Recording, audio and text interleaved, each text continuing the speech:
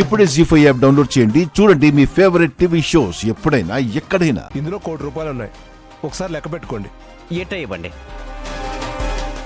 ఒక్క నిమిషం.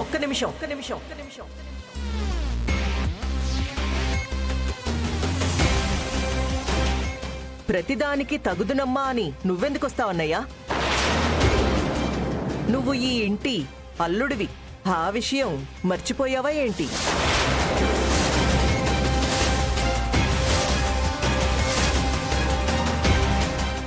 అది కాదు సిస్టర్, ఎప్పుడు డబ్బులు నేనే తీసుకుంటాను కదా అని. ఇప్పటిదాకా నువ్వే తీసుకున్నావు, కానీ ఇప్పటి నుంచి నా కొడుకు తీసుకుంటాడు.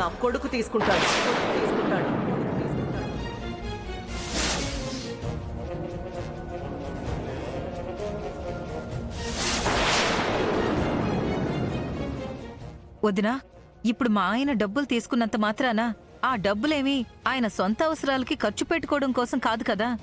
వాటిని తీసుకుని వెళ్లి బీరువాలోనే కదా పెడతారు. అలాంటప్పుడు ఆయన తీసుకుంటే తప్పేంటి వదినా?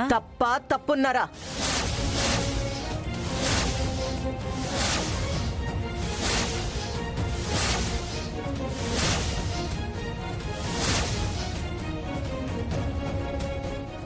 ఈ ఇంటికి వారసుడు నా కొడుకు.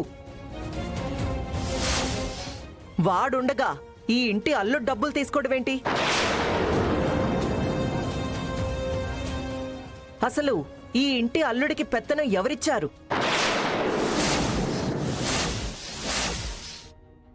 ఉత్తమ్, ఆ డబ్బు నువ్వు తీసుకో. అమ్మా, డబ్బులు ఎవరు తీసుకుంటే ఏంటమ్మా?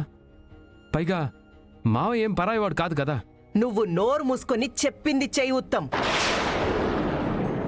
అమ్మా, వదిన కావాలనే మా ఆయన్ని అవమానిస్తుంది. ఎంత ఇల్లరికం వస్తే మాత్రం ఇంతలా అవమానించాలా? ఆయన్నొక గడ్డి పోచ కంటే హీనంగా చూస్తే ఆయన్ని కట్టుకున్న భార్యగా నేను క్షమించలేను. సుహాసిని, ఏంటి పనికిమాలిన గొడవ? అల్లుడు గారిని డబ్బులు తీసుకోమని చెప్పింది నేను. అసలు నువ్వెందుకు అడ్డుపడుతున్నావు? అసలు ఆయన ఎందుకు తీసుకోవాలి అత్తయ్య గారు? ఈ మాత్రం డబ్బులు తీసుకోవడానికి నా కొడుకు లేడా, నేను లేనా?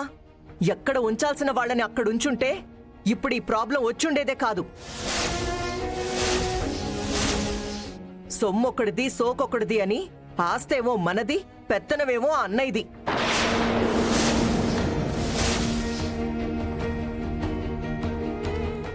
సిస్టర్, నువ్వేనా ఇట్ట మాట్లాడేది? ఈ ఇంట్లో అల్లుడుగా అడుగు పెట్టిన దగ్గర నుంచి ఇప్పటిదాకా ఈ ఇంటి పెద్ద పాలేర్లా పనిసేస్తూనే ఉన్నాను. ఈ ఇంటి బాధ్యతలన్నీ నా భుజాన మోశాను. అట్లాంటిది నన్నే అవమానించడానికి నీకు నోరెట్ట వచ్చినది సిస్టర్?